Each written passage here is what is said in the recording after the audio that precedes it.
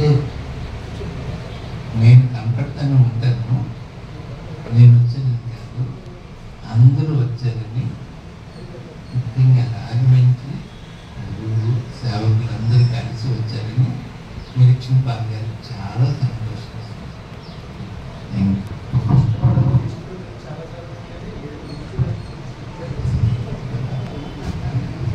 తూర్పు పడమలు కలవకుంటే ఎప్పటికీ కలవటాయి. ఈ కలిసే స్థలం ఎక్కడో తెలుసా? నిరీక్షణ పాల్ గారు తూర్పు పడమలు కలిసే స్థలం సిలువ క్రాస్. సిలువ పరలోకం భూలోకం కలిసి తూర్పు పడమలు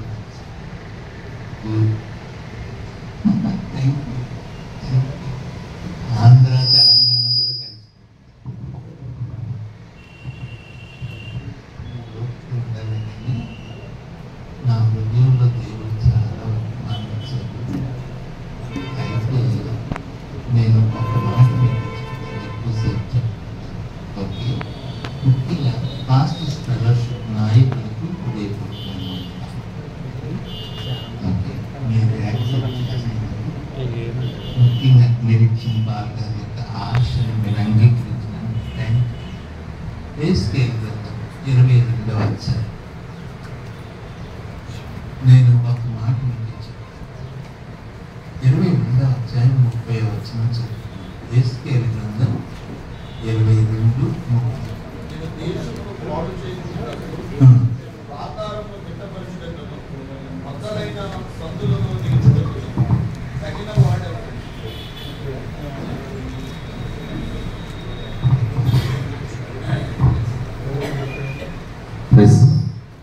నేను దేశమును పాడు చేయకుండానట్లు ప్రాకారమును దిట్టపరచుటకును బద్దలైన సందులలో నిల్చుటకును తగిన వాడు ఎవడని నేను ఎంత విచారించినను ఒకడైనను కనబడలేదు. కావున నేను నా క్రోధమును వారి మీద కుమ్మరింపును, వారి ప్రవర్తన ఫలము వారి మీదకి రప్పించిన నా ఉగ్రత చేత వారిని దూషితులను. ఇదే ప్రభువైన యెహోవా వాక్కు. ఇదే ప్రభు అయిన యెహోవా. ఒక్క నిమిషం, ఇక్కడ మధ్యలో 2-3 కుర్చీలు ఖాళీగా ఉన్నాయి. మరి వెనకాల చేతిలో ఉన్న ప్రియ దైవ సేవకులు అవకాశం ఉన్నవారు వీటిని ఉపయోగించుకోవచ్చు. ముందుకు థ్యాంక్ యూ. ప్రార్థన చేస్తాను. నా హృదయంలో దేవుడు భారంగా ఇచ్చిన కొన్ని తలంపులు మీ గమనంలో చేసుకుని వస్తాను. ఒక చిన్న ప్రార్థన చేస్తాను. ఒక నిమిషం మీరు కూడా దానిలో వచ్చి ప్రార్థన చేస్తారు.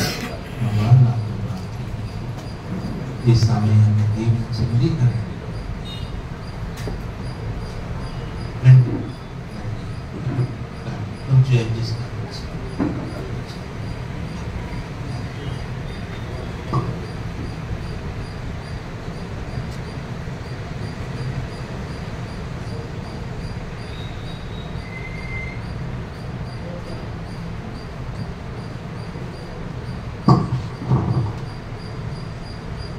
ప్రేమ కలిగిన పరిశుద్ధుడు అయిన మా ప్రియ పరలోక తండ్రి, మీ పాదములకు నమస్కరించి పూజించి స్తుతించి ఆరాధించి కనపరుస్తూ ఉన్నాము. మమ్మల్ని మీ యొక్క సన్నిధిలో చేర్చిన స్తోత్రములు. తీసుకుని వచ్చిన ప్రియ దైవ సేవకులందరిని బట్టి మిమ్మల్ని స్తుతిస్తూ ఉన్నాను. పాస్టర్ ఫెలోషిప్ నాయకులను బట్టి, మరి సంఘ పరిచారకులను బట్టి, ప్రతి ఒక్కరిని బట్టి వందనాలు. మీ దాసులను, మీ దాసురాలను బట్టి స్తుతిస్తూ ఉన్నాను. అలాగే రాజమండ్రి నుంచి తీసుకుని వచ్చిన మీ దాసులను బట్టి వందనాలు. లేక టీంని బట్టి మీకు స్తోత్రములు. అలాగే నర్సీపట్నం నుండి మీ దాసులను తీసుకుని వచ్చినందుకు స్తోత్రములు. విజయవాడ నుంచి దీని సేవకుడు నన్ను మమ్మల్ని తీసుకుని వచ్చినందుకు స్తోత్రములు. ప్రభువా, మేమందరము మీ సన్నిధిలో మోకరించుకుంటూ మీరు ఇచ్చిన మహాకృపకై వందనాలు. దేవా మమ్మల్ని దర్శించు. ఈ మధ్యాహ్న కాల సమయం ఎంతో ఆశీర్వాదకరంగా, ఎంతో దీవెనకరంగా, ఎంతో మహిమకరంగా ఆశీర్వదించండి. మీ సన్నిధి కాంతి ప్రకాశించే మీ వాక్యము బలంగా దిగి వచ్చి ఒక్కొక్కరితో మాట్లాడి మీ పరిశుద్ధ నామమునకు మహిమ కలిగించుకోమని, మీ స్వరమే వినడానికి సహాయం చేయండి. మీ స్వరూపమే చూస్తానికి సహాయం చేయండి. మీ నామమే అత్యున్నతంగా హెచ్చించడానికి సహాయం చేయండి. ఘనత, మహిమ, ప్రభావములు మీరు మాత్రమే పొందాలి. మిమ్మల్ని స్తుతిస్తూ ఆరాధిస్తూ నేను తగ్గించుకో మా ప్రభు, మా రక్షకుడైన యేసు క్రీస్తు నామములో స్తుతులతో ప్రార్థిస్తున్నాం తండ్రి.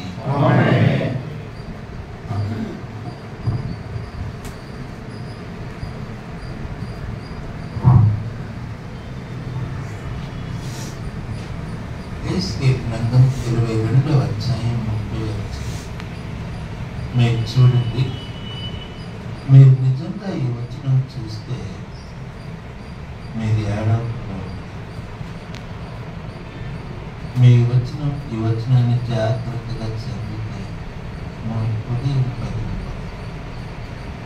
ఈ వచనాన్ని జాగ్రత్తగా చూడండి. ఇది దేవుడు మాట్లాడుతున్న వాక్యం. దేవుడే హెస్కేలుతో మాట్లాడుతుంది.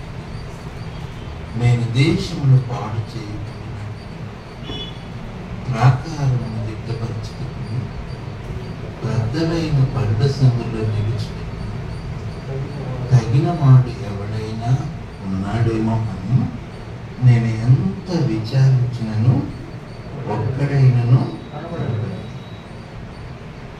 30వ వచనము ఒక భాగం, 31వ వచనం మరొక భాగం. కావున అంటే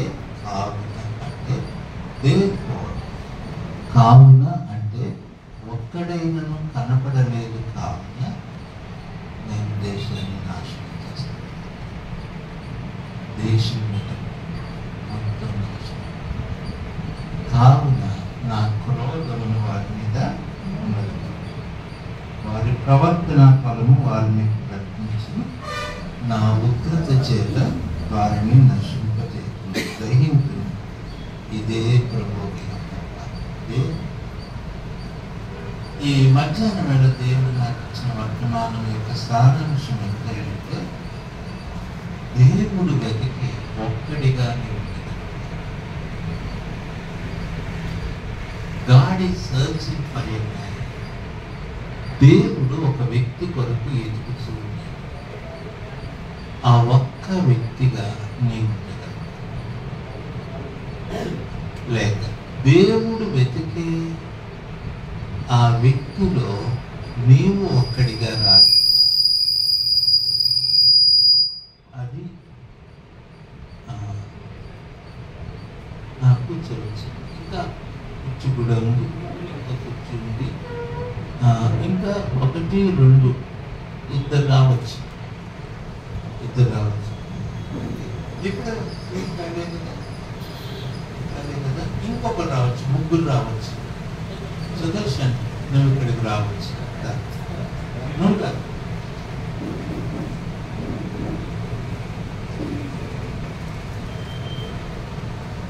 ఇంకా 1, 2 ఇద్దరు రావచ్చు.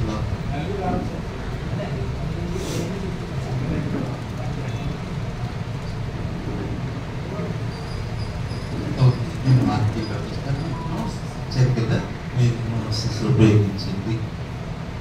ఎస్కేల్ గ్రంథం 22వ అధ్యాయం చూడండి. 22వ అధ్యాయం. వాస్తవానికి నేను మిమ్మల్ని 23 నుంచి చదివిద్దాం. 23 నుంచి చూస్తే మీరు గమనించండి. దేశం రండి, బ్రతకండి. అక్కడ వచ్చింది, ఇక్కడ ఒకటి ఖాళీ ఉంది, ఇట్లా ఇక్కడ ఇంకొకటి ఖాళీ ఉంది, వెనకాల కూడా ఖాళీ మీకు రావచ్చు. ప్లీజ్ 22 నుంచి 23 నుంచి చూస్తే దేశం పూర్తిగా పాడైంది.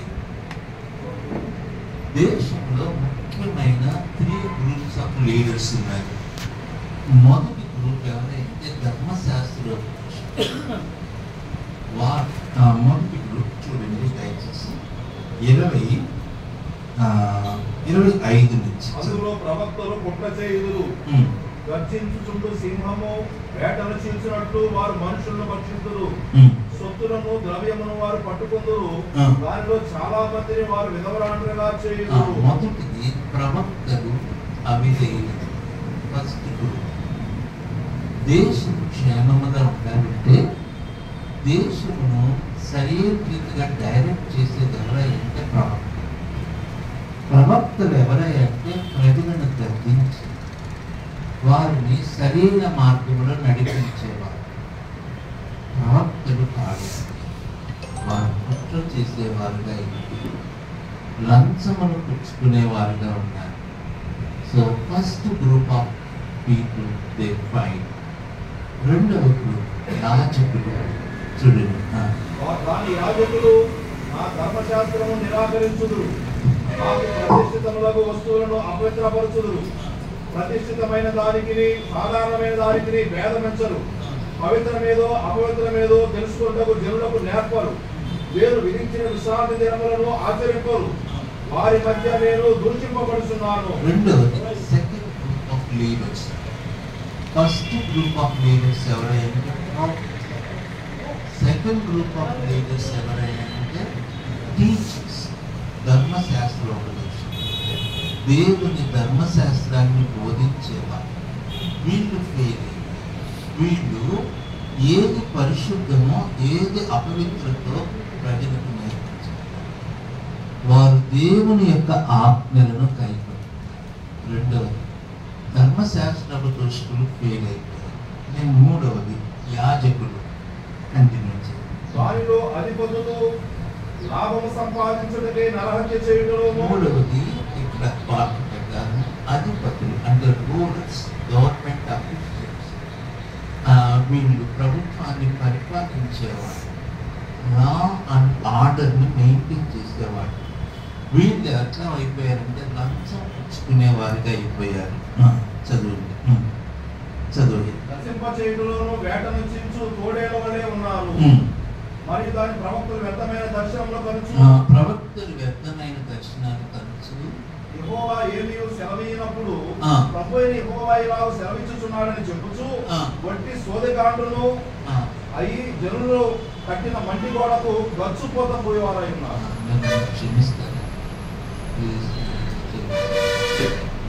కొన్ని కష్టమైన మాటలు నేను మీకు వార్త చెప్పాను. బాబు ఇక్కడ చాలా మంది పెద్ద బాగుంటుంది. మిమ్మల్ని ఎదురుపెట్టి ఒక్కొక్కరు 2 గంటలకి బాగుంటారు. ఏమంటే అయ్యారు మీరు చెప్పాలి. మీకు వార్త నేను నిలబడి ఒక 5 నిమిషాలు చేసి ప్రసంగికులు చాలా మంది, కానీ మారం కలిగిన వాళ్ళు ఎంతో వాక్య జ్ఞానం ఉన్నవాళ్ళు, ఆయన కన్నీరు కాచేవాళ్ళు. ఈ మాటను చదివితే బాధగా గచ్చిపోతూ పూసే బాగుంది. మట్టి గోడ మీద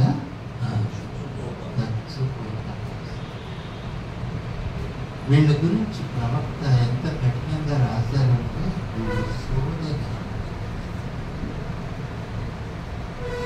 వీళ్ళు మనుషులను సంతోషపెట్టేవాళ్ళు.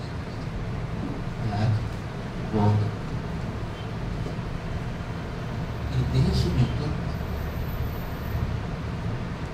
ఈ రోజున లోకం ఎటు కొంచెం ఎదుగుతుంది. సంఘం ఎటు సంఘములో ఉండవలసిన పరిశుద్ధత, సంఘములో ఉండవలసిన నమ్మకత్వం, సంఘములో ఉండవలసిన భారం, ప్రార్థన, వేదాన్ని ఈరోజు మీకు చెప్పిన ప్రభు యొక్క వినవలసినంత ఉందా? వేరే ఊరికి ఇప్పటిలో కొంచెం మధ్యలో పెద్దగా ఇస్తారు. ఎక్కడ దయచేసి నేను ఒక మాట అడగొచ్చాను మిమ్మల్ని చూసి దేవుడు సంతోషిస్తున్నాడని గుండె మీద చేసుకొని చెప్పగలుగుతాను.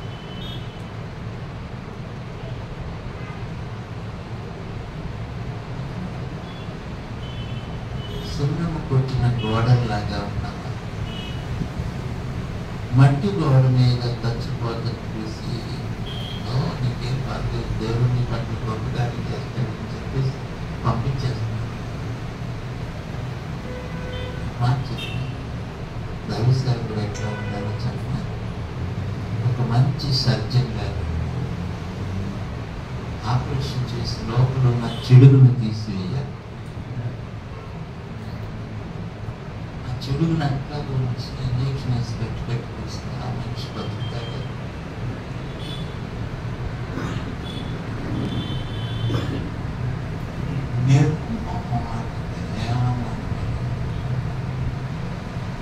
ఉన్నది ఉన్నట్టు ఖండించే దైవసేవ,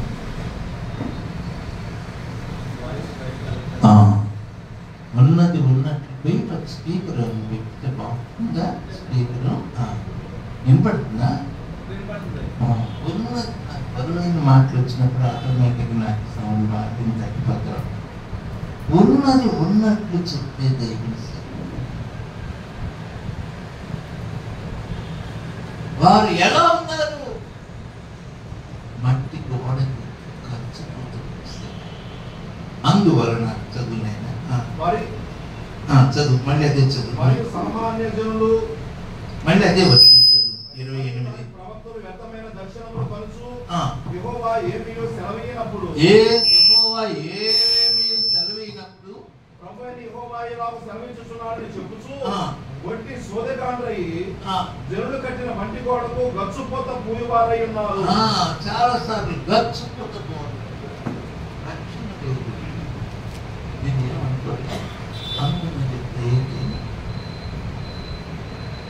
ఈ రోజున సంఘాల్లో మీ సంఘాలు పెద్దలు ఎవరు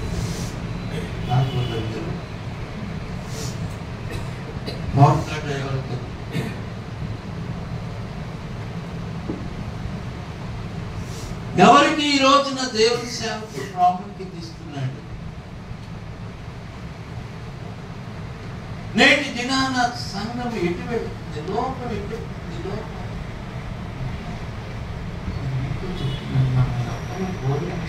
నెలలు తరబడి ఉపవాసం ఉండాల్సిన రోజుల్లో ఉన్నారు. భయంకరమైన ఈ రోజున వార్తలు ఎట్లా ఉన్నాయి? అసహ్యమైన వార్తలు కదా. సినిమా వాళ్ళు మొత్తం దేశాన్ని పరిపాలిస్తున్నారు. వాడెవడో సినిమా యాక్టర్ వాడు రిపోర్ట్ పాపం చేసి ఇద్దరు భార్యతో విడాకులు అది న్యూస్లో పెడతారు. ఏమైనా అర్థం ఉందా? క్రికెట్ వాళ్ళు దేశాన్ని పరిపాలిస్తున్నారు. రాజకీయ నాయకులు పోట్లాట్లు హత్యలు వీళ్ళు దేశాన్ని నడిపిస్తున్నారు. యవనస్తులు భయంకరమైన డ్రగ్స్ కి బానిసలు. ముఖ్యంగా పట్టణాలని లేదు గ్రామాలు అని యవనస్తులు పూర్తిగా చెడు. విజయవాడ రాజమండ్రి ఇట్లాంటి సిటీస్ లో యవనస్తులు పూర్తిగా డ్రగ్స్ వేలు కూడా పూర్తిగా పాడే సంఘం ఏం చేస్తుంది? వాగ్దానం నేను ఒక బలమైన మంచం సేవకుగా అందుకు తలకాయ పైకి నాకు ఈ దేశం భవిష్యత్తు మీ మీద ఆధారం. పెద్దగా దేవుని స్తోత్రం పెట్టారు. ఈ దేశం భవిష్యత్తు నీ మీద ఆధారం. నువ్వు మోకరించి కన్నీరు కాచు. దేశం నీవు నేను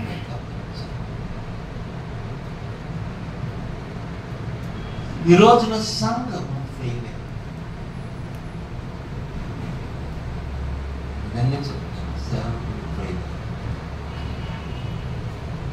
నశించిపోయే ఆత్మల కొరకు ప్రయాసపడటంలో we are free. ఈ రోజున వేర్ ఇస్ ద చర్చ్? సంఘం ఎటు వెళ్తాం?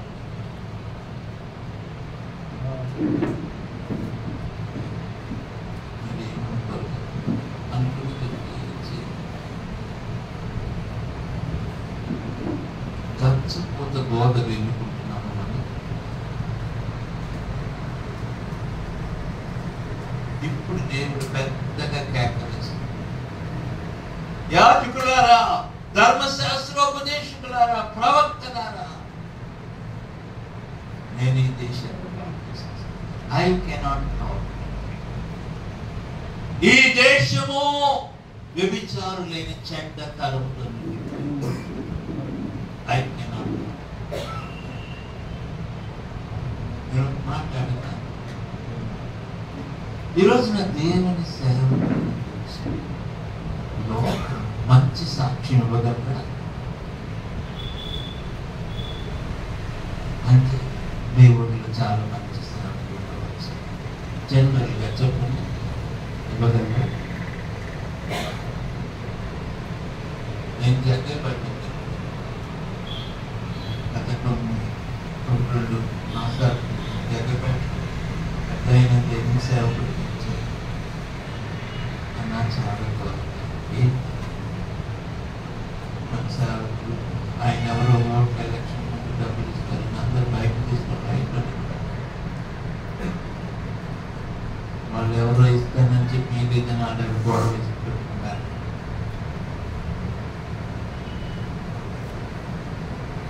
ఎవరు ఏం చేస్తారు? ఈ రోజున ప్రభు యొక్క సంఘం ఎటువైపు వెళ్తారు? దేవుడు నేను దేశమును పాడు చేయను. I'm going to destroy the nation. అక్కడ 3 మాటలు ఉన్నాయి. ఆ 3 ఇప్పుడు వివరిస్తే కొన్ని గంటలు చెప్పిన తర్వాత వాక్యవర్తమానం నేను దేశమును పాడు చేయకుండా. ఒకటి, సేవకుని యొక్క మెయిన్ డ్యూటీ ప్రాకారం. You have to strengthen the fortress, ప్రాకారం. ఎందుకంటే ఇది ఏన్షియంట్ పాత దినాల్లో యుద్ధం యొక్క స్ట్రాటజీ ఎట్లా ఉంటుందంటే, ప్రాకారం గల పట్టణాన్ని శత్రువు జయించలేదు. ప్రాకారం దేశమునకు ప్రాకారం పడిపోయింది. ఈ ప్రాకారంలో చాలా 7 ప్రాకారాల గురించి చెప్తారు. ఒకటి ప్రార్థనా ప్రాకారం.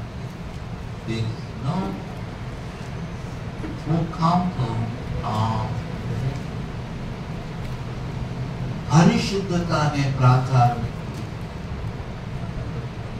ప్రేమ అనే ప్రాకారం పడి ఈజీగా అపవాది లోపలికి ప్రవేశించవచ్చు. మొదటిది, ఆయన కావలసిన సేవకుడు ఎవరంటే ప్రాకారమును దిట్టపరిచేశారు. కొన్ని స్థలాల్లో ప్రాకారాన్ని దిట్టపరచడం సాధ్యం కాదు. అప్పుడు ఏం చేయాలంటే, యుద్ధ వీరుడు కరెక్ట్గా అక్కడ నిలబడాలి, బద్దలైన సందులో. ఎందుకంటే ఆ సందులో నుంచి శత్రువు ప్రవేశిస్తాడు. అక్కడ బద్దలైన సందులో నిలబడి ఏం చేయాలంటే శత్రువుని ఎదిరించాలి, శత్రువుని లోపలికి రాకుండా ఆపాలి. అందుకే ప్రాకారం దిట్టపరిచేవారు కావాలి. 2, బద్దలైన సందుల్లో నిలబడేవారు కావాలి. 3, తగినవాడు. ఈ తగినవాడు అన్న మాటను నేను చాలా స్టడీ చేస్తాను. తగినవాడు చాలా మంది ఉన్నారు, కానీ నిలవబడుటకు తగినవాడు, ఆయన ఎదుట నిలవబడగలిగే ధైర్యము గలవాడు, ఆ శత్రువుని ఎదిరించే గుండె గలవాడు, తగినవాడు. నేను చదువుతాను. బద్దలైన సందుల్లో నిలుచుటకును తగిన వాడెవడని నేను విచారించినను ఒక్కడైనను కనపడలేదు. ఒక్కడైనను కనపడలేదు. There is no one. ఒక్కడు కూడా లేదు. కాబట్టి నేనేం చేస్తాను, నా ఉగ్రతను ఆ దేశం మీద కుమ్మరిస్తాను. ఆ ఉగ్రత ఫలాన్ని వాళ్ళు పొందుతారు. ఆ ఉగ్రత అగ్ని చేత ప్రజలందరూ ఏం చేయబడతారు, దహించారు. అది దేవుని సేవలు చెప్తున్నారు. సరే, ఈ వచనాలు నాకు అర్థం కాదు, చాలా జాగ్రత్త. ఈ వచ్చిన అర్థం కావడానికి నేను చెప్తాను, జాగ్రత్తగా విను. ఒక్కడైన 20 చూడండి, 30వ వచనం చూడండి. ఒక్కటే చూడండి, 31 చూడండి.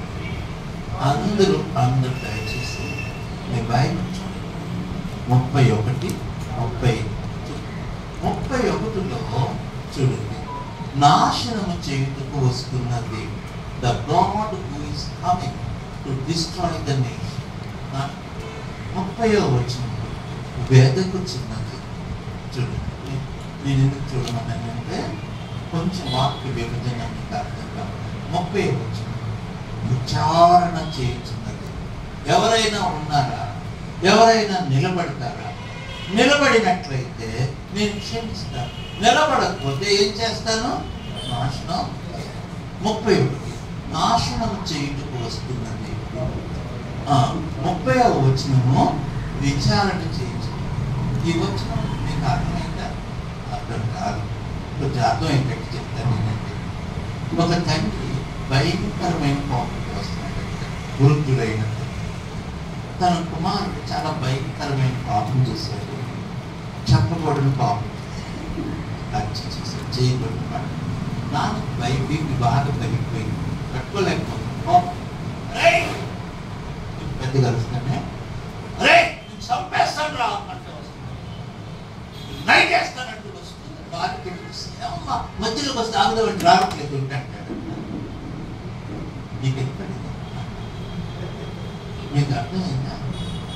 నేను చంపడానికి వస్తున్నా, మిమ్మల్ని నాశనం చేసేస్తాను అంటూ వస్తూ మధ్యలోకి వస్తే ఆగుదామంటే రావట్లేదండి. ఇదిగా అది 30-31 వచ్చిన 31 వచ్చిన కోపావేశమైంది. 30 వచ్చిన ప్రేమతో రగిలిపోతుంది.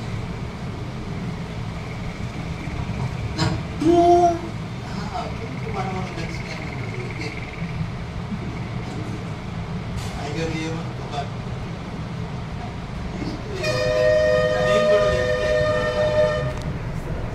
దగ్గరికి వచ్చాం, శివుడు దగ్గర ఆయన కోపము, ఆయన ప్రేమ భయంకరమైన కోపం.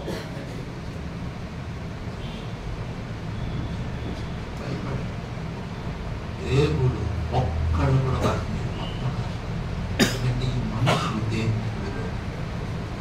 దేవునికి వ్యభిచారం లేని గాడ్ నెవర్ స్పేర్స్ అని ఆయన భయంకరమైన.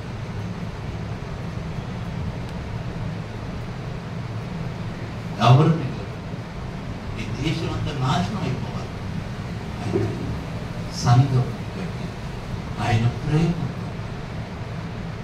కేవలం సంఘం ఉంది కాబట్టి దేశం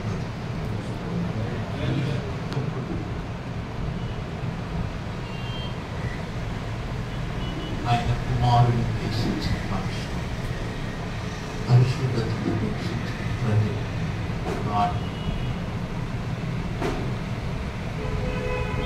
ఆయన భయంకరమైన కోపంతో వస్తుంది. ఎవరైనా మొక్కలు వచ్చి నిలబడితే ఆగుతాం. మీ ఊర్లో ఎవరైనా చచ్చిపోతే దానికి బాధ్యత. ఎందుకు తెలుసా? ఆ వ్యక్తి కొరకు మీరు ప్రార్థన చేస్తే బతికేవాడే. మీరు ప్రార్థన చేయాలి. ఈ ఊరు రక్షణ పొందలేదు, దానికి బాధ్యత. వారి రక్తాపరాధముల గురించి మనం దేవునికి లెక్క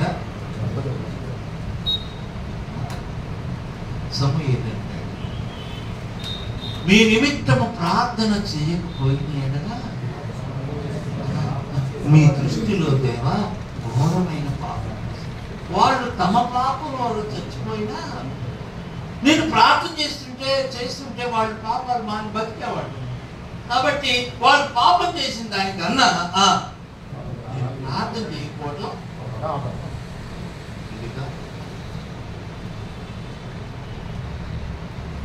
ఒక్కడైనా కనపడలేదు. నేను 7 ఒక్కళ్ళ గురించి చెప్తాను. ఒక్కడు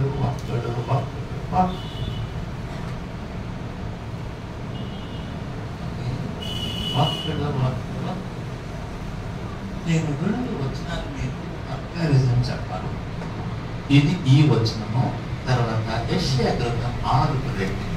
యెషయా గ్రంథం 6వ అధ్యాయం 7వ వచనము 8వ వచనం. మీకు నేను కానీ నాతో పాటు ప్రియ సేవకులైన మా బృందం కానీ ఎందుకు వచ్చామంటే మీకన్నా ఏదో పెద్ద వాక్యం తెలుసుకుంటారు.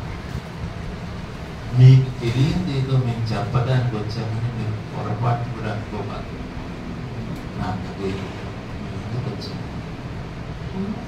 మీలో దాగి ఉన్న భారాన్ని కొంచెం ఇగ్నైట్ చేయాలి.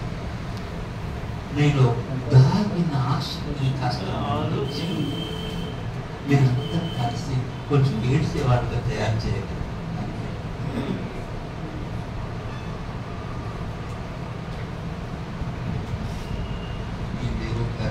ఏదో అంతర్జాతీయంలో మొదటిస్తారని అనుకోవాలి.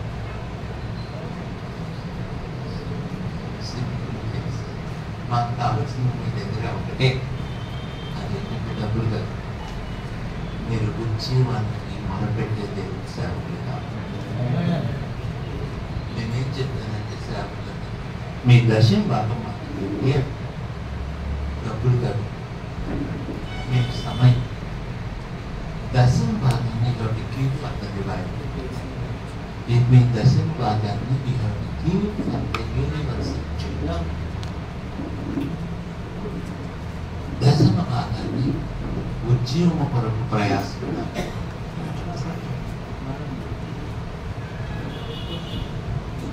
యెషయా గ్రంథం 6:1 అంటున్నాను. 8, 7 కూడా చదవండి. 7 కూడా కొంచెం దగ్గరగా చదవండి. నీ పాపమునకు ప్రాయశ్చిత్తమాయెను, నీ దోషము తొలగిపోయేను అనెను. అప్పుడు నేను ఎవరిని పంపెదను, మా నిమిత్తం ఎవడు పోవుడని ప్రభువు సెలవీయగా. 7 ఇక్కడ 8వ వచనంలో, ఇక్కడ ఎహెజ్కేలు 22:30 వచనంలో ఈ 2 వచనాల్లో భయంకరమైన దుఃఖములో ఉన్నది. మొదటిది యెషయా 6:8. దేవుని పక్షమున వెళ్ళగలిగే వాళ్ళు there is no one who can go on behalf of God. మా నిమిత్తం, అక్కడ మీరు వచ్చిన గమనించండి, నేను ఎవరు మా నిమిత్తం అంటే on the behalf of God, దేవుని పక్షమున వెళ్ళగలిగేవాడు. 2 ప్రజల పక్షమున నిలబడగలిగేవాడు. There are 2 groups of people that God desires. The first group who can go on behalf of God. దేవుని పక్షం నిలబడి చెప్పగలిగేవాడు. నీ పాపపు బట్టి జాగ్రత్త. దేవుని పక్షమున నిలబడి మాట్లాడగలిగేవాడు. ప్రజల పక్షాన నిలబడి ఏడ్చేవాడు. దేవా, ఈ ప్రజలు నాశనం చేయాలంటే ముందు నన్ను చంపాలి. ఆ తర్వాత ప్రజల పక్షం నిలబడి గెలిపేవాడు. దేవుడు రెండు రకాలైన మనుషులు కొరకు, ఒక దేవుని పక్షం నిలబడేవి, 2 మనుషులు. నేను ఒక్కడు అన్నమాట. ఈ 2 దేవుని పక్షం నిలబడే ఒక్కడు, దేవుని ప్రజల పక్షం నిలబడే. వీళ్ళిద్దరి గురించి మిగిలిన 5 గురించి ప్రశ్న.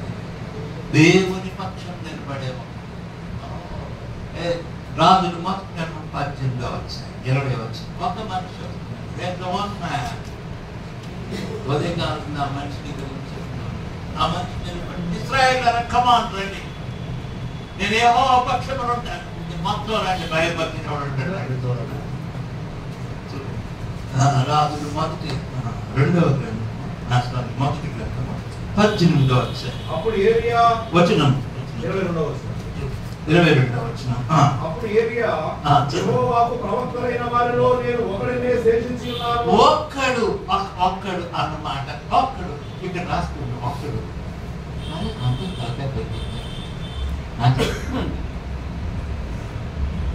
అందరు నాకు నీకు ఎక్కడ నేను రోషం రావాలి, మీరు దాగిన రక్తం రోషం పొందాలి.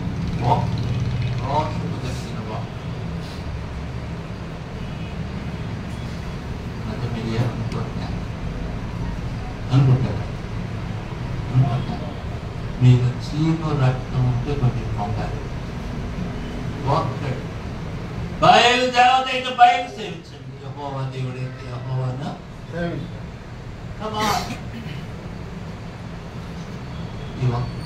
ఏ ఒక్కడో తెలుసా? యెహోవా ఏ దేవుడు అని నిరూపించగలవు. చదువునైనా చదువు. అయితే బయలునకు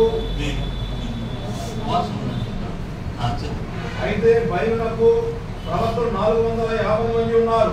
మళ్ళీ ఇందాక చదివింది చదువు. అప్పుడు ఏలియా యెహోవాకు ప్రవక్తలైన వారిలో నేను ఒకడినే శేషించి ఒక్కడు వన్ మ్యాన్. అయితే బయలునకు ప్రవక్తలు 450 మంది ఉన్నారు.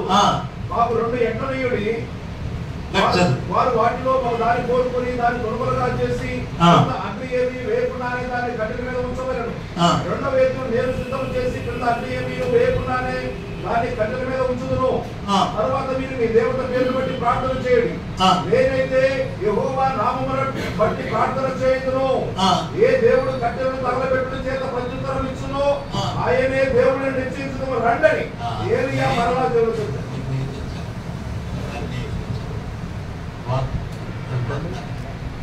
is standing on behalf of God. దేవుని పక్షమున సవాలు యెహోవా ఏ దేవుడు అని నిరూపించగలిగిన. ఇంకా చెప్పిన నువ్వు ఒక్కడిగా నిలబడితే అందరినీ కలుపు నీ హృదయంలో సంతోషం పొందాలి.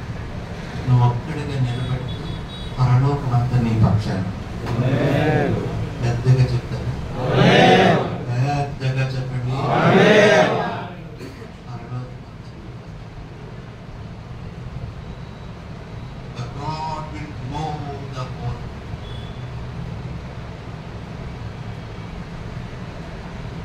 ఒక్కడు పడిపోయిన బలిపీఠం తిరిగి పెట్టడం, ఇశ్రాయేలు పక్షమున సవాలు చేయకుండా 19వ అధ్యాయంలో రండి. అతడు ఇశ్రాయేలు వారు నీ నిబంధనను త్రోసివేసి నీ బలిపీఠములను పడగొట్టి నీ ప్రవక్తలను ఖడ్గము చేత హతము చేసి సైన్యములకు అధిపతియు దేవుడు నవ్వు యెహోవా కొరకు మహారోషము గలవాడు. ఒక్కడు ఎవరో తెలుసా? మహారోషం.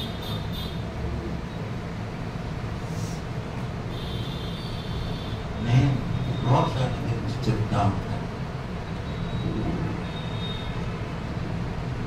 2 మంది సుమారు 5 ఉన్నారు వాక్యంలో రోషం. రోషం అంటే అర్థం రోషం అంటే రోషమే అర్థం ఏంటంటే రోషాల్లో 2 రకాలు. మంచి రోషం, పనికి మాల రోషం. చూడండి, ఒక పిల్లడు పరీక్షలో ఫెయిల్ అయ్యాడు, వాళ్ళమ్మ తిట్టినటువంటి సరిగ్గా కదా చేసి పాస్ అయ్యేదని అందరి ముందు తిట్టినారు. వాడికి రోషం వస్తుంది. నువ్వు అందరి ముందు నన్ను తిట్టావు, నా ప్రెస్టేజ్ ఏమైపోవాలి. అమ్మ తిట్టినందుకు రోషం వస్తుందా? పరీక్షలో ఫెయిల్ అయినందుకు రోషం వస్తుందా? అమ్మ చెప్పండి. అమ్మ తిట్టినందుకు వచ్చే రోషం ఏంటంటే పనికి మాత్రం రోషం.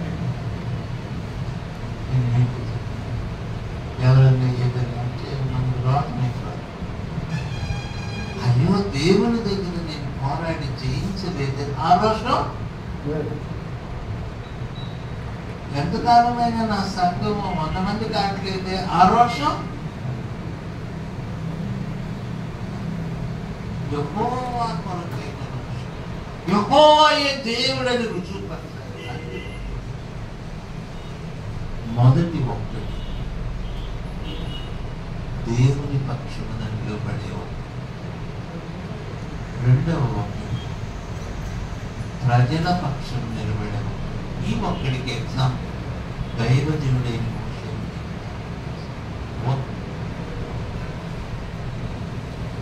One man standing on behalf of the people.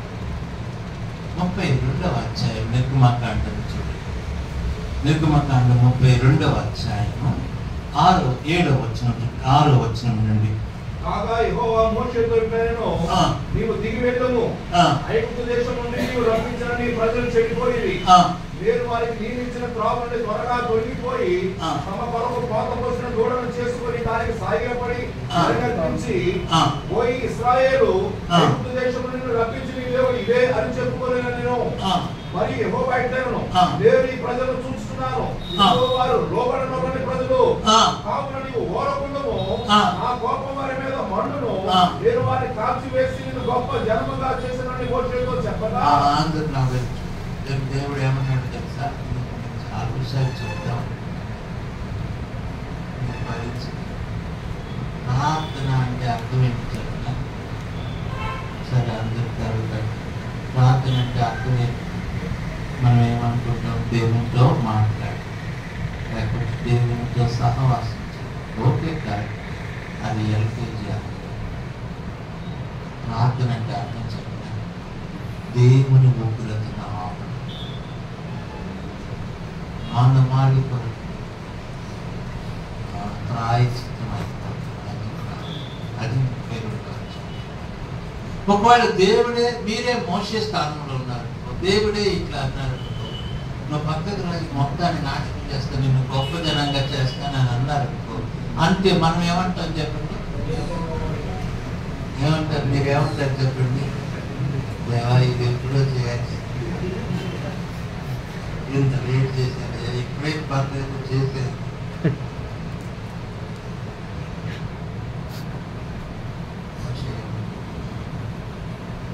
మళ్ళీ దేవుడు ఏమంటారు తెలుసా? మీకు అర్థం అవుతుందో లేదో నాకు అర్థం కాదు, నాకు వచ్చిన చదువు. దేవుడు మోషేతో ఏమంటారు? నీ ప్రజలు ఐగుప్తు నుండి నీవు రప్పించిన ప్రజలు. మోషే ప్రజలు మరి మోషే నాకు రప్పించింది. దేవుడు ఏం మాట్లాడుతున్నాడు? మోషే నీ ప్రజలు ఎందుకంటాను తెలుసా? ఇంట్లో గొడవైనప్పుడు ఇంటి యజమానుడు, అయ్యగారు, అమ్మగారు, నీ కొడుకు చూడు, నీ కొడుకు అంటే ఆయన కొడుకు కాదా? మీకు అర్థం ఉందా? ఇదిగో నీ కొడుకు చూడు ఏం చేస్తుంది అంటే మాట్లాడితే అట్లా వస్తావుగా, మాట్లాడితే వాడిని ఏమో అనొద్దు అంటావు కదా, మాట్లాడితే వాడిని గారాబం చేస్తావు కదా, ఇదిగొని అది దాని మాట్లాడితే మోషే ఏం చేసేవాడు? దేవా వాళ్ళకి ఆకలి అవుతుందని సాగిపడాడు. మాట్లాడితే దేవా వాళ్ళు పెట్టాయి అని దేవుడు కొన్ని మాట్లాడితే అడ్డం పడతా కదా.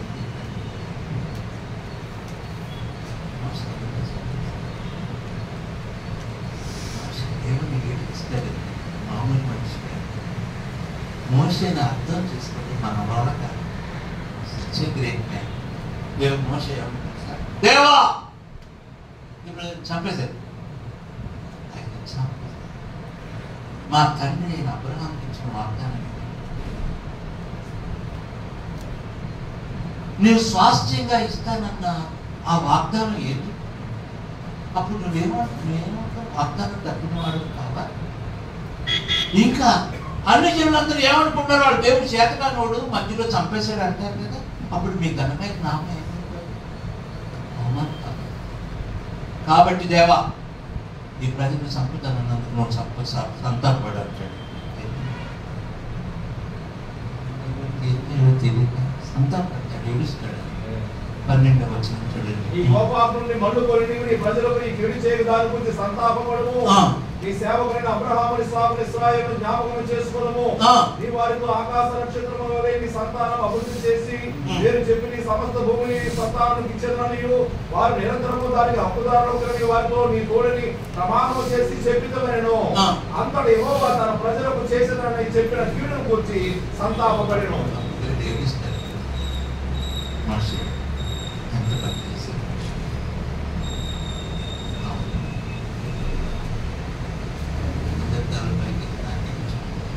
మనిషిని బట్టి దేవుడి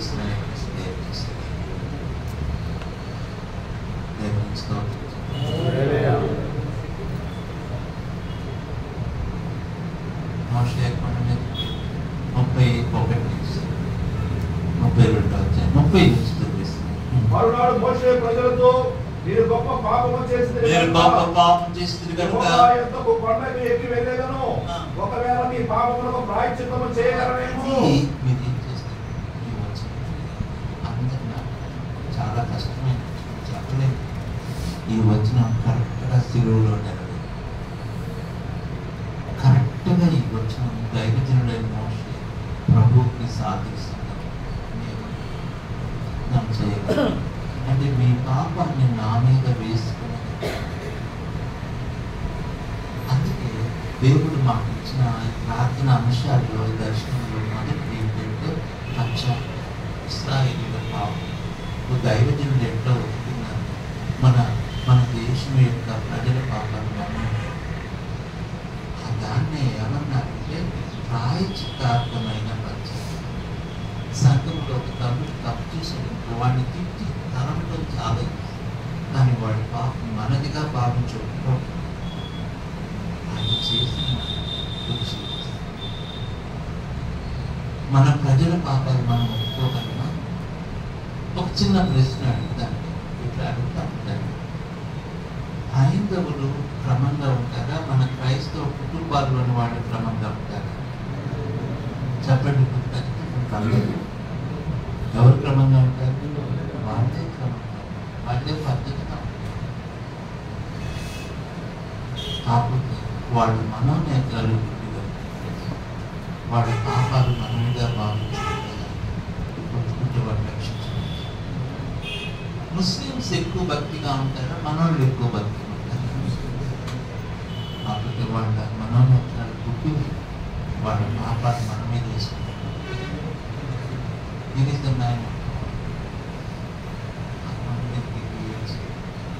దేవా వారి పాపమును పరిహరించు, లేకపోతే నువ్వు రాసిన జీవ గ్రంథంలో నా పేరు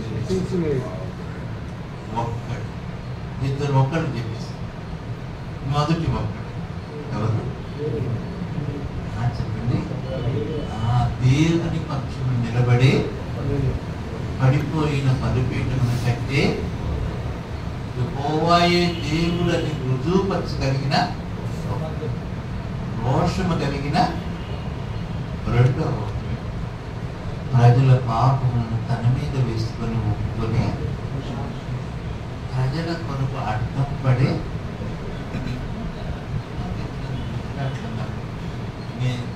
నీ సేవకుడైన మోషే అడ్డుపడిను అని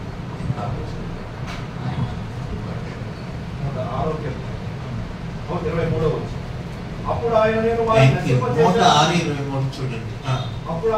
వారిని నశింపచేసేదనను. అయితే ఆయన వారిని నశింపచేయకున్నట్లు ఆయన కోపము చల్లార్చుటకై ఆయన ఏర్పరచుకున్న మోషే ఆయన సన్నిధిని గెలిచి అడ్డుపడిను.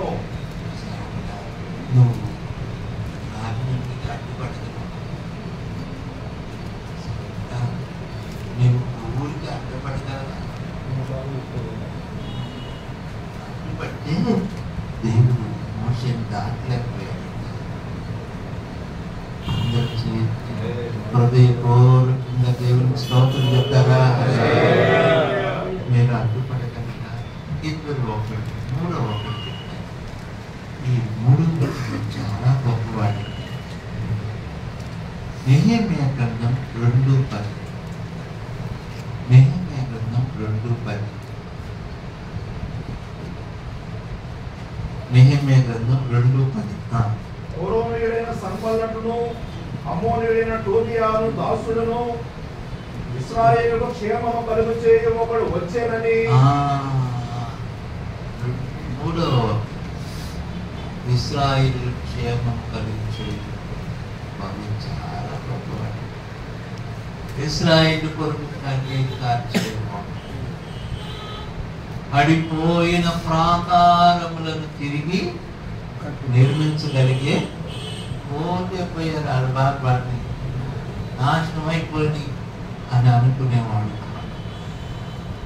అనేక మాసములు భయంకరంగా కన్నీళ్లతో గోనె పట్టు పెట్టుకొని రోదన చేస్తే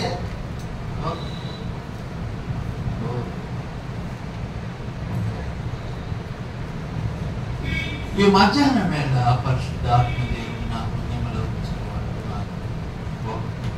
నేను చిన్న ప్రవర్తన నా వర్తమానం మీరు ఒక్కరిగా ఉండగలరు. ఆ ఒక్కరిలో మీరు ఏమనుకోవాలి. ఉండడానికి చాలా మంది గొప్ప గొప్ప నాయకులైతే సేవలు, గొప్ప గొప్ప జ్ఞానము కలివారు, కానీ పడిపోయిన ప్రాకారాలు నిలబెట్టే ఒక్కరే వారు. బండ సందులు చెప్పండి అందరూ ఒకసారి. ఇది నేను చాలా సందులు బ్రదర్కి మధ్యలో ఒక ఫెలోషిప్ మధ్యలో సొంత రక్త సంబంధులు అన్నదమ్ముల మధ్యలో వాడితో నేను మాట్లాడినంటే, వాడి ఇంటికి వెళ్ళనంటే బాబు అంటే అనుకోడు వాటి కూతురు పెట్టి చేసుకున్నాను వెళ్ళి సంతోషం అంటే నేను ప్రాణం పోయినా సొంత అన్నదమ్ముల మధ్యలో మందనాలు చెప్పడానికి ఈ సందులో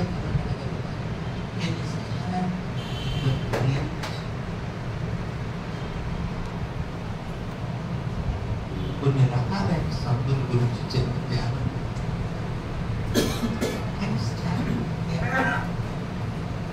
యూదులకి అన్యులకి మధ్యన పెద్ద అక్కడ పౌలు గారు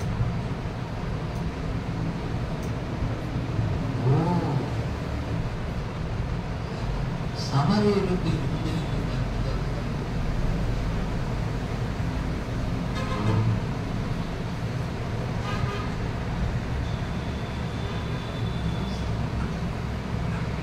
తూర్పువాడికి పడమరోడికి మధ్యలో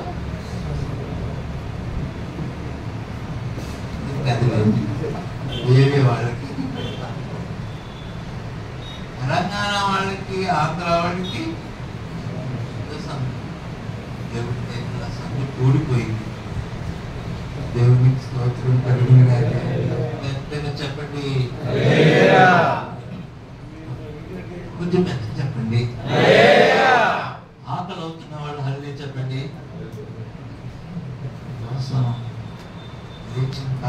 చాలా అరేంజ్మెంట్ చేస్తున్నారు, మామూలు అరేంజ్మెంట్స్ కాదు. బద్దలైన సంతుల్లో నిలబడి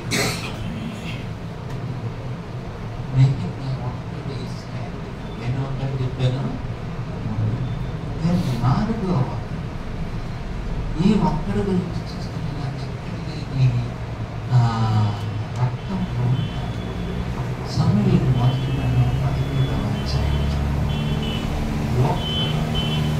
ఇశ్రాయేలుల పక్షమున పోరాడగలిగిన మరి దేవుడు కూడా ఒకడు కావాలి, సాతాను గాడికి కూడా ఒకడు కావాలి. చూడండి సమయంలో మొదటి 17వ అధ్యాయం 5వ వచనం చదువు.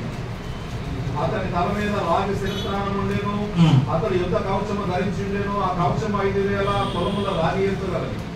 అతని కాళ్ళకు రాగి కవచమును, అతని భుజముల మధ్యలో రాగి పని ఒకటి ఉండేను. అతని ఈటెకర నేతకాని ధోని అంత పెద్దది, మరియు అతని ఈటెకర 600 తులముల ఇనుమ ఎత్తుగలది. ఒకడు డాలును మోయించు అతని ముందర పోల్చుండేను. అతడు నిలిచి ఇశ్రాయేలు గడ్డు వారిని పిలిచి, యుద్ధ బంధువులు తీర్చుటకై మీరెందుకు బయలుదేరి వచ్చి మీరు ఫిలిష్తీయులు కారా, మీరు సౌలు దాసులు కారా, మీ పక్షముగా ఒకరిని ఏర్పరచుకొని అతను నా యుద్ధకు పంపుడి. అతడు నాతో పోట్లాడి నన్ను చంపగలిగిన ఎడల మేము మీకు దాసులు మగుదము. నేను అతను కూడా ఒకటి కావాలి, సాతాను గాడి కూడా ఒకటి కావాలి. నేర్చుకున్నాడండి. ఇక్కడ విషయం ఏంటంటే గొలియాతు ఏం చేస్తున్నాడో తెలుసా? ఇశ్రాయేలు దేవుణ్ణి దూషిస్తున్నాడు, తిరస్కరిస్తున్నాడు. ఈలోపు దావీదు వచ్చేవాడని గొర్రెలు తీసుకున్నాడు. దావీదులో దాగి ఉన్న రోషం వేయింది, దావీదులో దాగి ఉన్న వీరత్వం వేయింది, దావీదులో దాగి ఉన్న ఆ గొప్ప పౌరుషం వేయింది.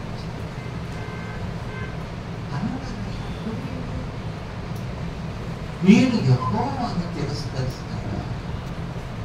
సైన్యముల అధిపతి దేవాది దేవుని ఈ మనిషి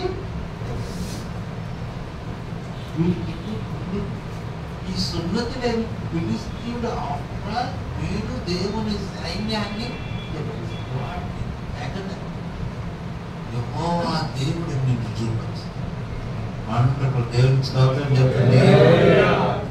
ఉంటానికి పోవడానికి మంది ఉన్నారు, కానీ రోషం గలవాడు ఒక్కలో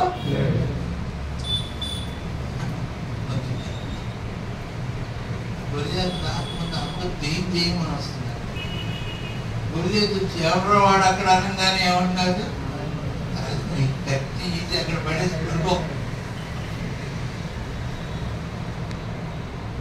అన్నయ్య కూడా దావీదుని అరే ఎందుకు వచ్చావురా నువ్వు అని అరుస్తున్నారు. తప్పుడు మీద నువ్వు యుద్ధం తగ్గిపోచ్చు గెటవ్ అంటారు. కానీ గొలియాతు వచ్చినప్పుడు నిలబడగలేవాడు ఒక్కడు, ఇదేనో ఒక్కడు. సాతాను ఎదిరించగలడు.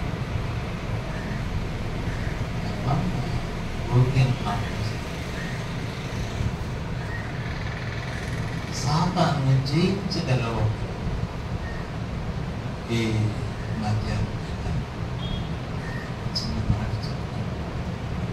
నేను ఆ ఒక్కడిగా ఉండగలిగాను. ఐదు దాని అదే వచ్చిన దానియేలు 5:10. రాజునకును అతని అధిపతులకు జరిగిన సంగతి రాణి తెలుసుకొని విందుగృహములకు వచ్చిండెను.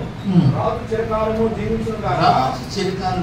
నీ తలంపులు నిన్ను కలవరపరచనీయకుము, నీ మనసు నిబ్బరముగా ఉండనేమో.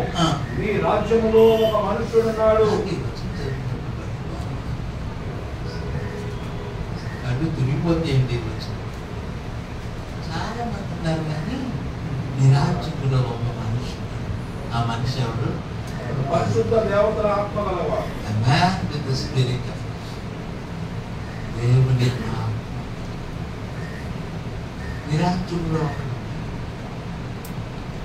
గోను పట్టు పెట్టుకొని ప్రార్థించి నిరాజకులో అందుకు తలకెట్టిన శాసనములు మార్చగలిగిన నిరాజ్యములో రాజ్య శాసనములను నమ్మకస్తుడైన నిజమైన దేవుని కొరకు నిలబడే ఎందుకు భయపడుతున్నాను?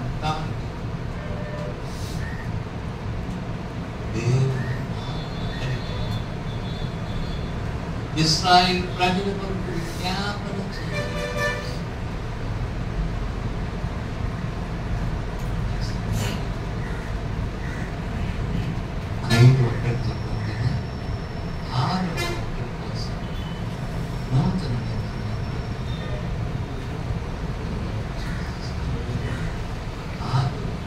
దేవుని సేవకుగా వస్తే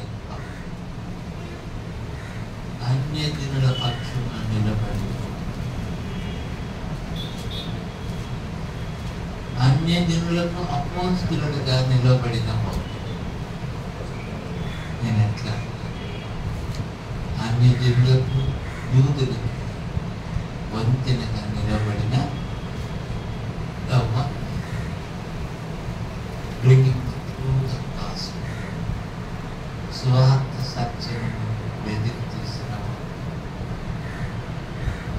సువార్త సత్యం ప్రాణము పెట్టుకు నిలవబడిన చూడండి 2-3 వచనాలు. తిమోథేయుకు రాసిన 2వ పత్రిక 1వ అధ్యాయం 18వ వచనం.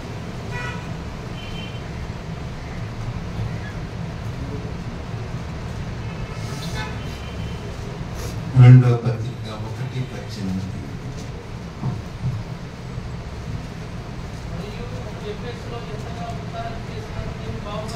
దానికి ముందు వచనం కూడా చదివాను.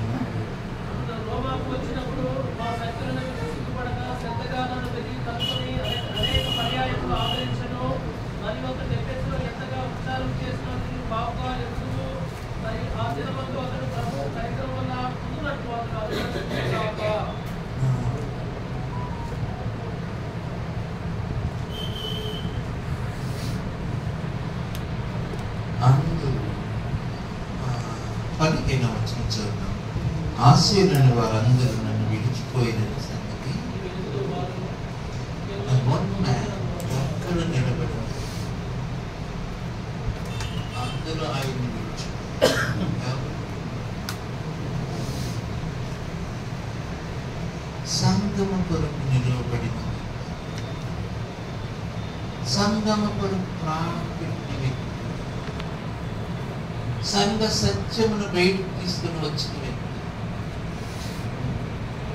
అపొస్తలుడు పౌలు గారు నిలబడారు. 2 విషయాలు ఆయన చాలా గట్టిగా చెప్పారు. ధర్మశాస్త్ర క్రియల వలన ఒక వ్యక్తికి రక్షణ రాదు, కానీ యేసుక్రీస్తు ప్రభు యందలి విశ్వాసం వలన మాత్రమే ఒక వ్యక్తి యూదులు అందుకు ఆయన చంపాలి. 2వ విషయము, యూదులు ఎందుకు చంపాలనుకున్నారని తెలుసా? యూదులు అన్యులు ఒక్కటే అని చెప్పారు, అందుకు వారిని చంపాలి.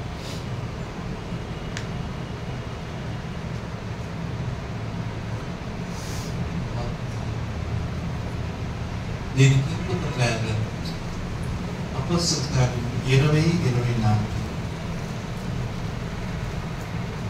అపొస్తలుల కార్యములు 20-24. అయితే దేవుని కృపా సువార్తను గురించి సాక్ష్యం ఇచ్చినందు నా పలుకును నేను ప్రభు అయిన యేసు వలన పొందిన పరిచర్యను తుదిముట్టింపవలనని నా ప్రాణమును నాకు ఎంత మాత్రమును ప్రియమైనదిగా ఎంచుకోవట్లేదు.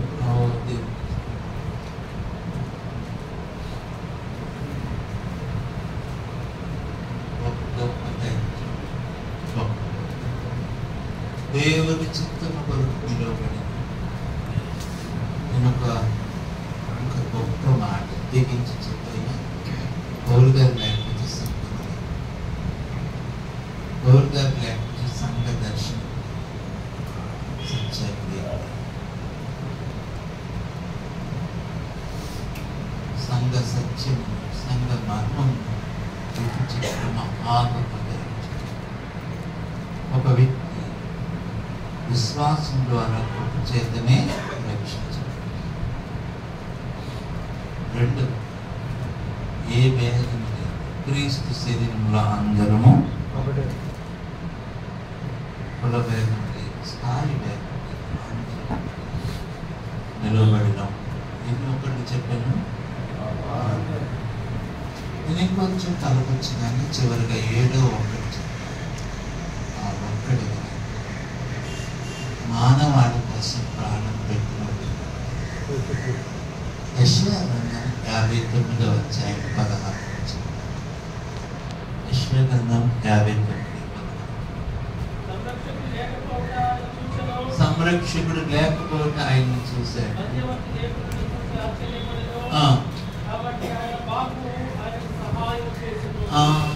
ఎవరు మానవాళి పక్షులుగా తండ్రి ఎదుటి నిలబడగలిగిన వాడు? సంరక్షకుడు అంటే అర్థం ఏంటి చెప్పండి. సంరక్షకుడు అన్న మాటకి 2-3 అర్థాలు ఉన్నాయి. హిబ్రూ భాషలో అర్థం ఏంటంటే సంరక్షకుడు అంటే విజ్ఞాపనకర్త, ఇంటర్సెసర్ అని అంటే మన పక్షమున విజ్ఞాపన చేసేవాడు, మధ్యవర్తి, మీడియేటర్. సంరక్షకుడు అంటే ఇంకొక అర్థం ఏంటంటే మీకు బాగా తెలుసు, గార్డియన్. పిల్లల్ని బడిలో చేర్పించేటప్పుడు ఏం చేస్తారు? తండ్రి పేరు కానీ, తండ్రి లేకపోతే తల్లి పేరు కానీ, ఇద్దరు లేకపోతే సామ్రాజ్యం. తండ్రి లేడు వాడికి, తల్లి లేదు, ఇంకా సంరక్షణ కూడా లేడు అంటే ఎవరు మరి దిక్కు లేదు. అది మానవ. నీ పక్షమున వాదించగలవాడు, నీ పక్షమున దేవుని సన్నిధిలో విజ్ఞాపన చేయగలవాడు, నీ పక్షమున అయ్యా వాడు పాపం చేశాడు అయితే వాడి పాపాన్ని క్షమించయ్యా నేను ఆ శిక్ష భరించగలవాడు అన్నవాళ్ళు ఎవరు తెలుసు? ఒక్కడు చేస్తున్నారు. ఎవరైనా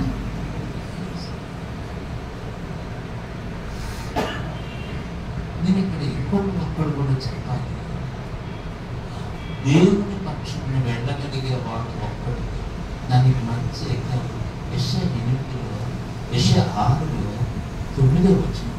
నేనున్నాను, నన్ను ప్రవక్త ఆయన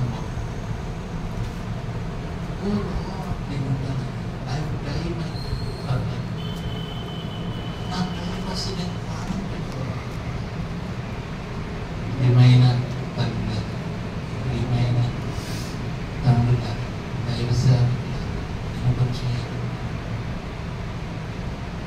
జ్ఞానము గలవారు,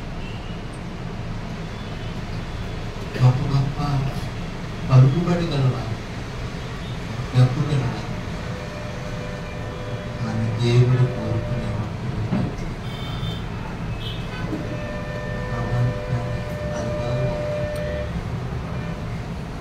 పరలోకంలో కనపడేలా ఉంటాయి.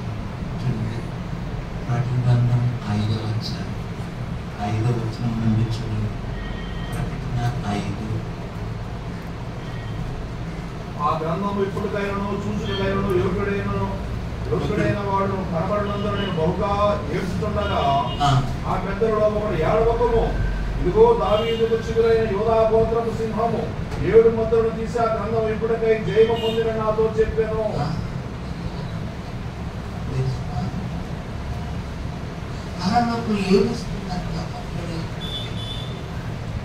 తండ్రి అయిన దేవుడు ఏడుస్తున్నాడు. ఈ ప్రజల కోసం ప్రాణం పెట్టగల వాడు ఒక్కడు కూడా లేడు. ఆ గ్రంథమును విప్పగలవాడు ఒక్కడు ఉండేది.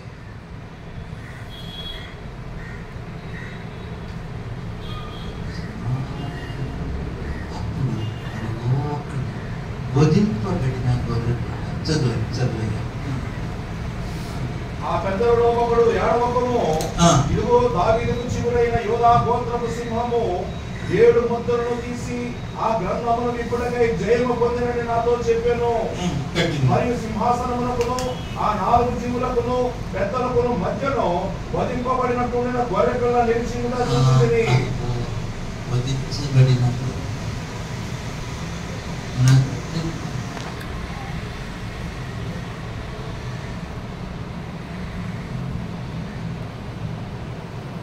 దేవాది దేవుడు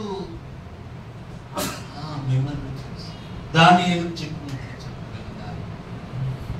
రాజా, ఈ విషయంలో నీ రాజ్యంలో ఒక్కడు, ఈ విషయంలో దిగులు పడదు, ఒక్కడిలో ఒక్కడు. బండ సందుల్లో నిలబడగలిగే ఒక్కడు, కన్నీరు కార్చగలిగే విడిపోయినటువంటి సంఘములను కలపగలిగిన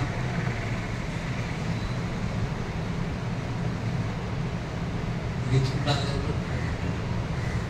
అంటే 3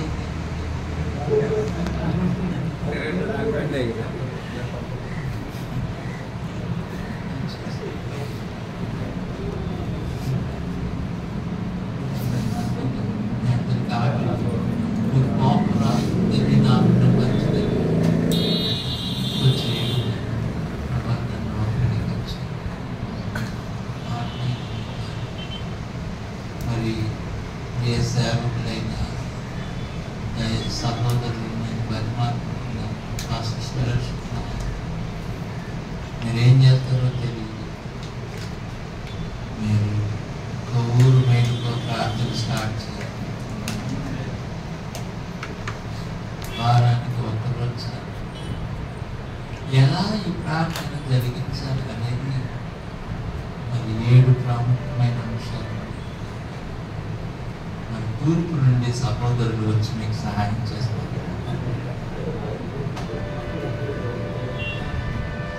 పడవల నుంచి కూడా మా సహోదరు రెడ్డి గారు వచ్చి దేవుని స్తోత్రం చెప్పారు.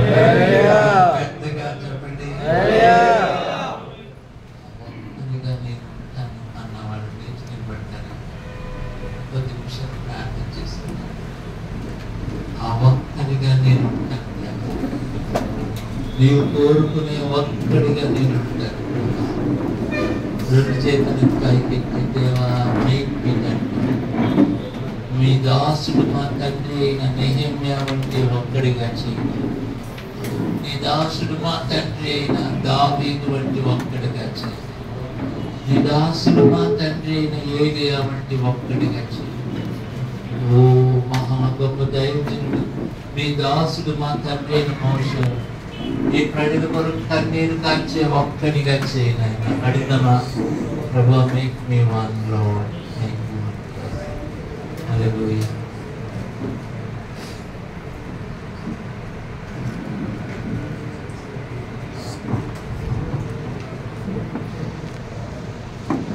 అందరూ 2 చేతులు పెట్టి దేవునికి స్తోత్రం చెల్లిద్దాం. హల్లెలూయా. గ్లోరీ. ప్రభువా ఈ కొవ్వూరు ప్రాంతంలో ఒక్కడిగా నన్ను నిలువబెట్టుటకు నీ ఆత్మ సహాయాన్ని నాకు దయచేయండి అని భావము కలిగిన సేవకుడిగా ప్రార్థన చేద్దాం. 7 విషయాలు నీ మధ్యన ఉన్నాయి. నీ హృదయమందు నాటబడ్డాయి, నీ హృదయమందు వ్యక్తపడ్డాయి. అవి మీలో ఫలించాలి అంటే కనుక ఒక మోషే వలె ప్రార్థన చేద్దాం. ప్రభువా నీకు స్తోత్రాలు తండ్రి. యేసు మీకు వందనాలు ప్రభువా. ఈరోజు నా కొరకు వ్యక్తపడింది ప్రభువా. ఆ ఒక్కడును నేనే అని అందరం 2 చేతులు పైకెత్తి దేవునికి స్తోత్రం చెల్లిద్దాం. హల్లెలూయా, హల్లెలూయా, హల్లెలూయా. ఈ వర్తమానం నీ జీవితంలో నెరవేర్చబడినట్లు, ఈ వర్తమానం నీ సంఘములో నెరవేర్చబడినట్లు, ఈ వర్తమానం నీ బ్రతుకునందు నెరవేర్చబడినట్లు దేవుని అభిషేకము కలిగిన దైవజనుడిగా దేవునికి స్తోత్రాలు చెల్లిద్దాం. హల్లెలూయా, హల్లెలూయా, హల్లెలూయా. గ్లోరీ. స్తోత్రం, స్తోత్రం, స్తోత్రం, స్తోత్రం. హల్లెలూయా. యేసయ్యా నీకే స్తోత్రం. చెప్పండి, దయచేసి చెప్పండి. దేవుని ఆత్మ మూలముగా నడిపించబడుతున్న సేవకుడా, ఓ సేవకుడా, ఒక్కడు నీవేనా? కృపా వరములతో నింపబడిన ఆ ఒక్క సేవకుడు నీవేనా? ఆత్మతో నింపబడిన ఆ ఒక్క సేవకుడు నీవేనా అని ప్రశ్నించుకో. ప్రభువు నీ పక్షముగా నిలవబడుతున్నాడు. ప్రభువు నీ పక్షముగా నిలవబడుతున్నావు. అయితే నీవు దేవుని పక్షముగా, ప్రజల పక్షముగా నిలవబడే సేవకుడిగా నీవు ఉండడానికి ఈ రోజే నీ ప్రార్థన. యేసయ్యా నీకు స్తోత్రం. హల్లెలూయా, హల్లెలూయా, హల్లెలూయా. స్తోత్రం, స్తోత్రం, స్తోత్రం. హల్లెలూయా.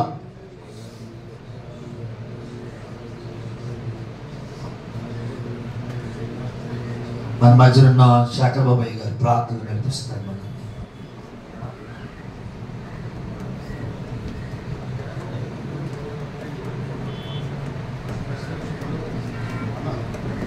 సురేష్ గారు దయచేసి ముందుకు.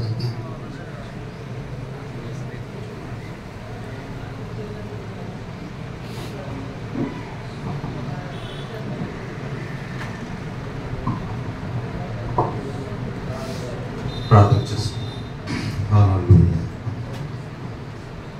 ఈ పగటి వేళ దేవునితో ప్రార్థన.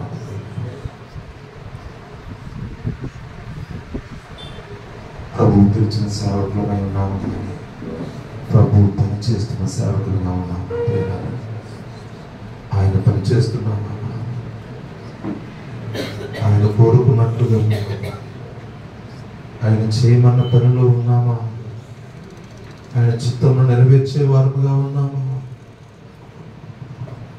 అటువంటి వారు ఎవరైనా ఉన్నారా అని దేవుడు వెతుకుతుంటుంటే మనం ఎక్కడ దాక్కున్నామో, ఎక్కడ ఉన్నామో ప్రభు కనబడుతున్నామా?